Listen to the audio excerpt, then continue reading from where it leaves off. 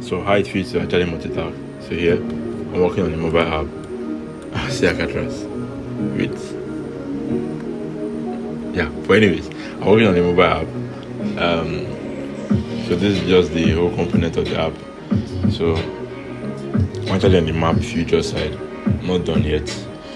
So and then I'm fixing the fonts. Anyways, then now this is where the web app is.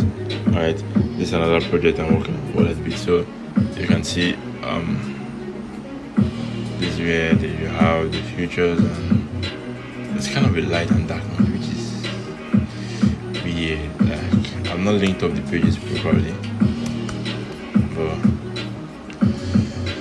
stress. Anyways, then you have to log in. For now, there's no anything inside, so you can just log in as you want, and then it just shows you